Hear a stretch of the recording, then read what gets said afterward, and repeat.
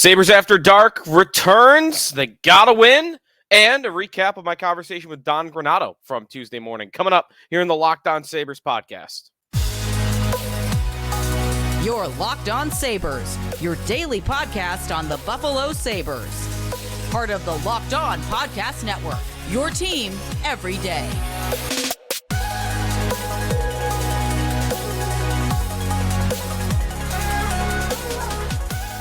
And thanks for making Locked On Sabres your first listen every day. We are free and available wherever you get your podcast. Part of the Locked On Podcast Network, your team every day. Today's episode is brought to you by Game Time. Download the Game Time app, create an account, use the code Locked On. You're going to get $20 off your first purchase. Sneaky Joe DiBiase, thanks everybody for tuning in to today's show. We got Sabres After Dark, 10 o'clock puck drop at the Anaheim Ducks. Coming your way, of course, television on AMSG. Also is being radio streamed, of course, on WGR 550, which is where I talked to Sabres head coach Don Granato on Tuesday morning. I got a couple of thoughts from my conversation with him to get to. We'll preview tonight's game. We'll look at the lineups. We have some news on some new lines that Don Granato has put together for the Buffalo Sabres, and we'll take a look at the Ducks. Going on in Anaheim. We haven't really covered them much at all since the offseason, where we've even mentioned them. It's not going well. In fact, if you were to pull up the Tankathon reverse standings right now, the draft order standings, they're one of those few teams that are right now above Buffalo in terms of where they'd be picking. So not well, but there's a couple of young players in Anaheim that if you often don't get the chance to see. They're on late at night. They're not a team that's ever on national TV. There are a couple of really high draft picks that I want you to keep an eye on for this game because they're fun, exciting players that could become stars in the NHL and already are on their way to doing that. So that's all coming up here on the Locked On Sabres podcast. Be sure to check us out on our text line. Go to joinsubtext.com/LockedOnSabres, and that is where I want to head for getting connected with some of our fans on today's show. And I've got one comment, kind of a response to our trade conversations over the last couple of days. We've been talking more so about Casey Mittelstadt. Mittelstadt told Lance Lysowski of the Buffalo News he has not talked extension with the Sabres yet, despite becoming a restricted free agent after this year. So we have talked more Mittelstadt trade. We talked to Rasmus Andersson last week from the Calgary Flames. One listener had a different idea to throw in. He says, she says, a trade I'd like a lot is Yoki Haru and a pick to Arizona for Lawson Krause. Krause, another power forward that is good on the forecheck, will get to the interior of the ice. He'll get you 20 to 30 goals, 40 to 60 points at an AAV of $4.3 million. Perfect middle six winger I think they're looking for. Arizona has literally no one on D locked up long-term, so Yoki Haru could be valuable to them. So I don't disagree with the concept here. I like the thought that the listener is putting into here of how does it work for the opponent? Far too often when I see hypothetical trades, it's only thought of from one side, the Sabres end. You got to think of the other end too. How does this make sense for this team? Why are they doing the trade? And in that regard, you're on to something with the Arizona Coyotes. The Coyotes have no defensemen, like nothing whatsoever. So if you look, in terms of guys that are under contract, Sean Durzi is a nice player. Travis Dermott, Matthew Dumba, that's kind of it. Like you're not getting much further here in terms of what they can really count on in the future. And actually, he is not going to the extreme. The Coyotes don't have a single defenseman under contract past this year. So, okay, what would Henry Yoki Haru mean to them? Who, by the way, is also a restricted free agent at the end of the year. Somebody they have control over, somebody they can lock up. But Lawson Krause, he said, is a 20-plus goal scorer. They're not getting Lawson Krause for just Yoki Haru. You got to throw in a pretty valuable prospect, I'd imagine, to get that done as well. I'll give this trade idea a B+, because it's workable. You got to make some other moves, I think, to get some other pieces in the deal.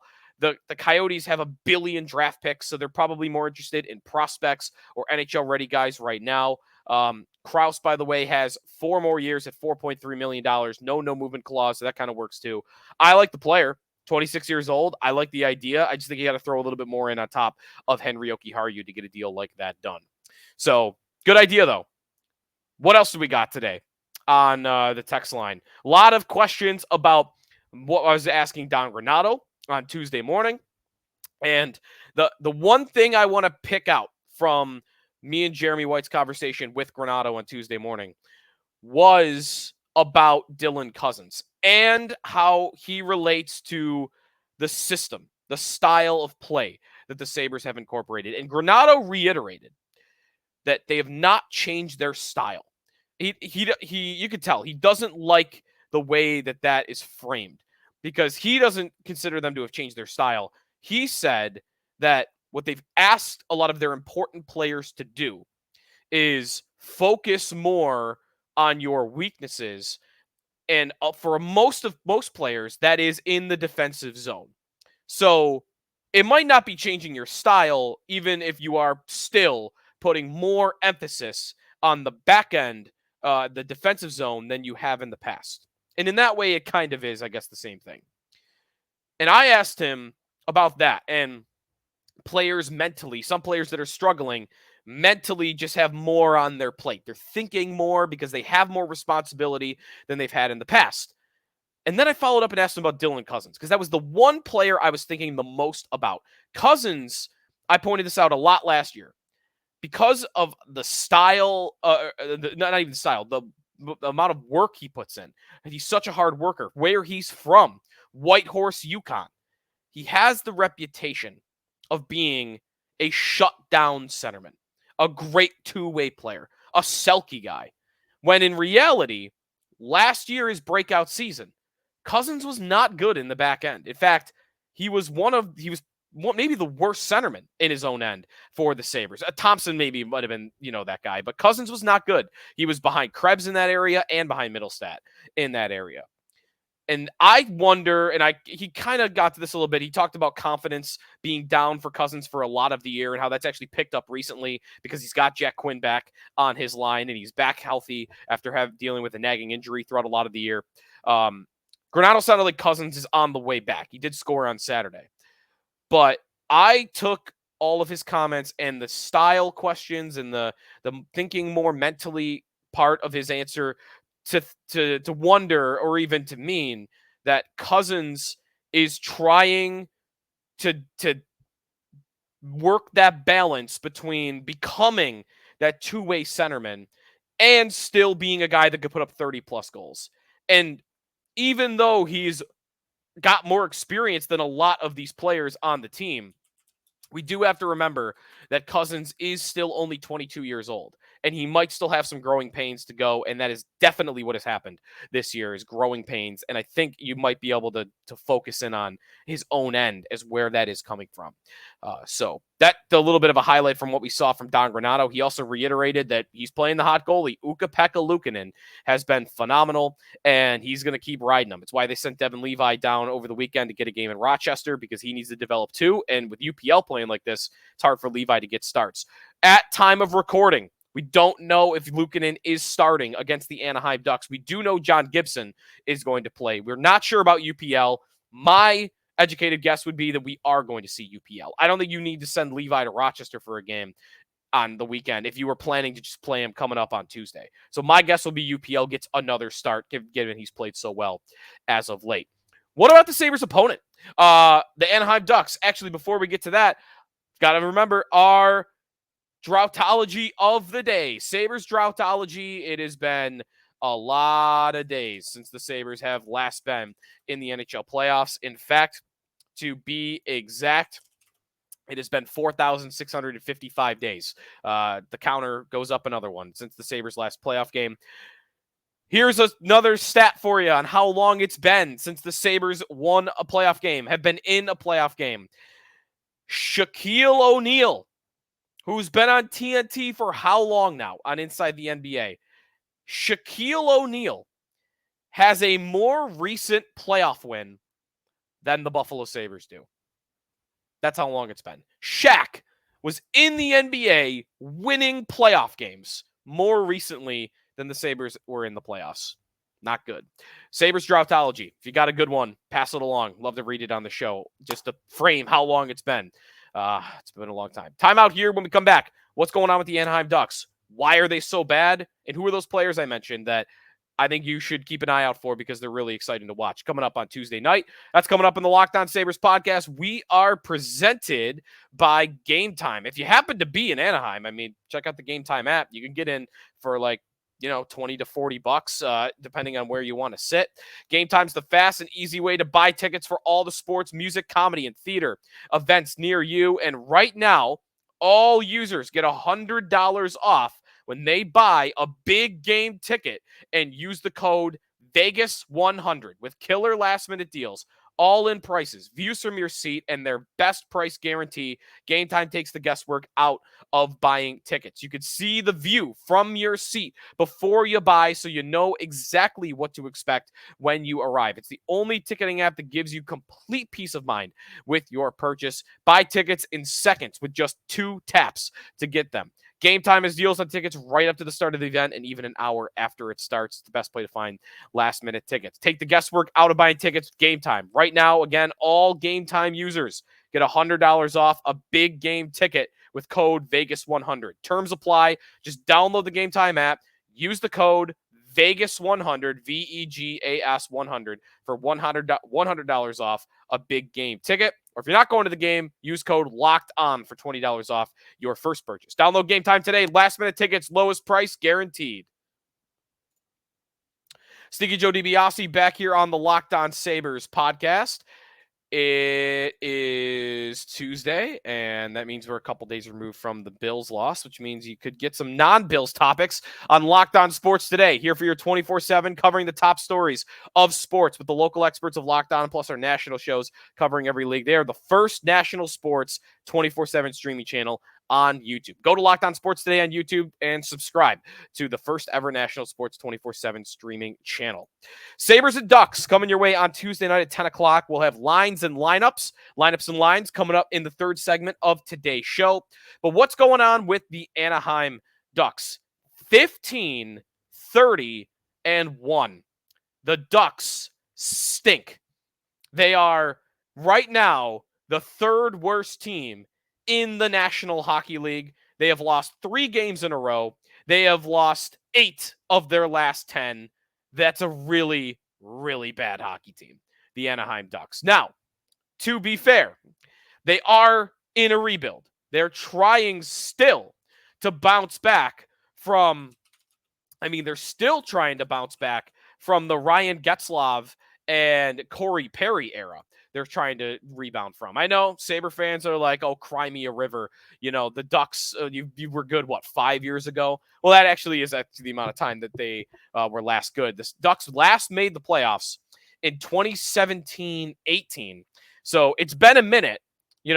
One of the longer droughts in the league, not including the Sabres drought.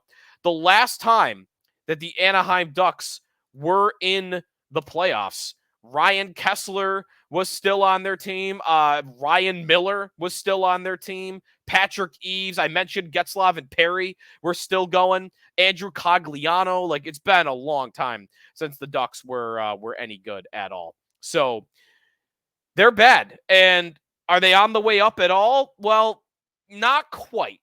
But I do think they have some reason for hope. And it's the young group of players. I do think the Troy Terrys of the world, who's a good player, 31 points this year in 43 games. Troy Terry, 26 years old, not bad, but not a core piece. A little bit too old for that, just not good enough. I think if this team is going to ever get back to being good, it's going to come from 2 guys more than anybody. It's going to be Leo Carlsson, and it's going to be Mason McTavish. Leo Carlsson, the second overall pick in the 2023 NHL draft. He, along with Connor Bedard and Zach Benson, are the only players in the NHL from that draft. McTavish was the third overall pick in the 2021 NHL draft. Last year, 43 points for him in his first NHL season. This year, he's seen a step up in production, 28 points in 39 games played. So those 2 are the 2 to watch for McTavish and Leo Carlsson in this game in terms of the young talent that the Ducks are hoping drive their success. But also, they did make a trade with the Flyers a couple of weeks ago, getting Cutter Gauthier, the Flyers' best prospect. They traded Jamie Drysdale away. So that's what you're looking at for the Ducks. The one other player that's interesting to watch for, because he's always worth watching, is Trevor Zegras. Zegras is having a very bad year. 7 points in 20 games. He's dealt with injury as well. So Zegras, if you're looking at him, he has not played in a couple of weeks, and I'm double checking right now to make sure. But yeah, there's no expectation that he's going to play in this game. He's still on IR as of time of recording. Zegras is someone there's been trade rumors about, even though they just signed him. So, we could talk about the Sabres getting in on a deal like that. I guess maybe we'll talk about him in the future. I'm not necessarily a fan of acquiring him at this point. I think that the hype is maybe a little bit more above what the player's reputation is. He's a trick shot guy, right? And I'm not saying that as an insult. It's awesome, some of the moves he pulls off. He was on the NHL cover. He's a good player. I don't know if he's a great player. 60 points back-to-back years, that's good. Down year this year. It's almost like he's their Casey Mittelstadt, maybe in a way, in terms of that level of player. So I like the player. I wouldn't say no to him, but not someone I'm necessarily targeting at this point in time. So looking at the Ducks lineup, Leo Carlsson, as previously mentioned, 19 years old, centering Adam Henrique and Troy Terry. You got Ryan Strome on the second line, Frank Vetrano, who leads the team with 21 goals on the second line, and then Mason McTavish is centering that third line. Those are the big names to keep an eye on.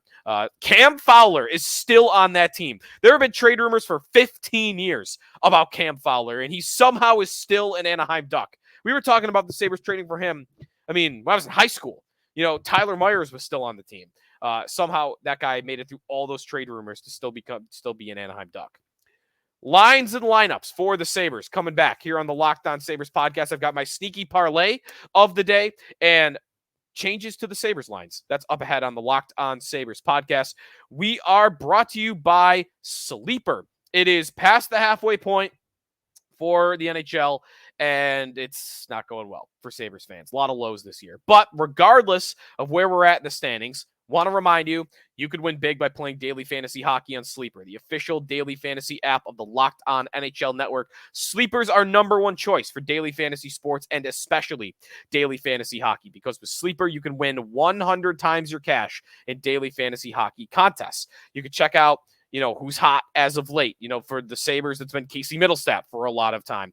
And you could pick whether Mittelstadt or other studs could be around the league. McDavid, Ovechkin, Crosby will record more or less than their sleeper projections for things like goals, assists, saves, shots, plus, minus, and more in a given game. And to win 100 times your bet on Sleeper, you need to correctly predict the outcome of 8 player stats. Use the promo code Locked On NHL. You're going to get up to $100 match on your first deposit. Terms and conditions apply. That's code Locked On NHL. See Sleeper's terms of use for details and locational availability.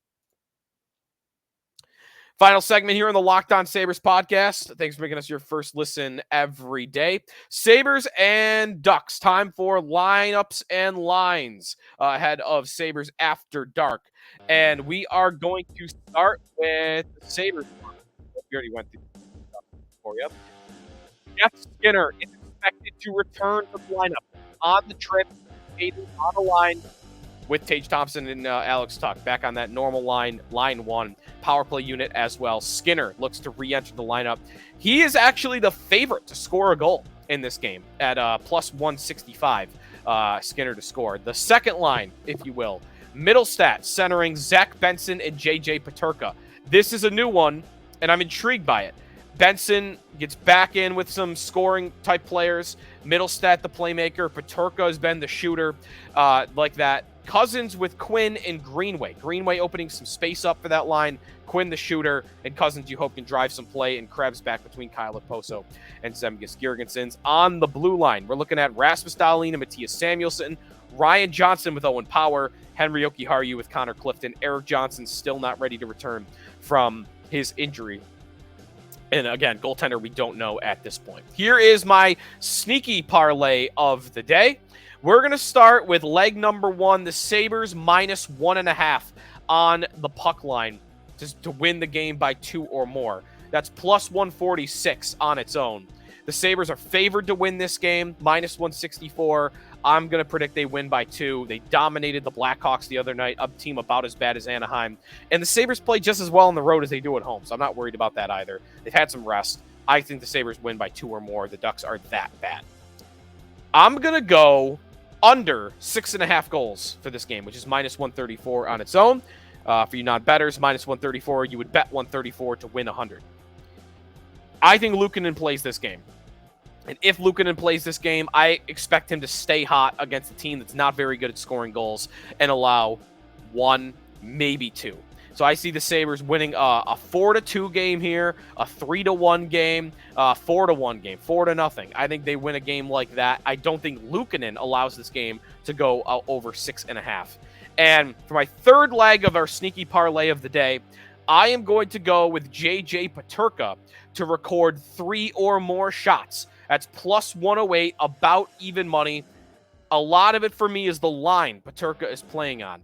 Both Mittelstadt and Benson are pass-first players, and nobody is shooting the puck more on this Sabres team this season in terms of shot attempts than JJ Peterka. He is firing at will. So with the line mates he's got, he's going to get ice time. I got Peterka to record 3 or more shots. I've got the Sabres and the Ducks to have an under 6.5 goals for the total. And I have the Sabres to win this game by 2 or more. All of that together, plus 819, 100 to win 819, or 10 to win $81.93 if you are interested.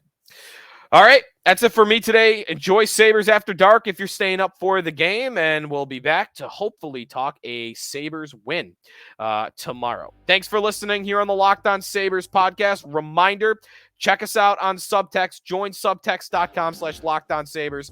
Text line, group chat. They send all the texts right to your phone. You text back. You don't have to log onto a computer or anything. It's right to your phone. You get practice updates, game updates. A lot of our conversations during the games back and forth are always fun. Check us out there. Join subtext.com/LockedOnSabres. And another reminder, Locked On's launched the first ever national sports 24/7 streaming channel on YouTube. Check out Locked On Sports today and subscribe on YouTube. Thanks for listening. Talk to you tomorrow here in the Locked On Sabres podcast, part of the Locked On Podcast Network, your team every day.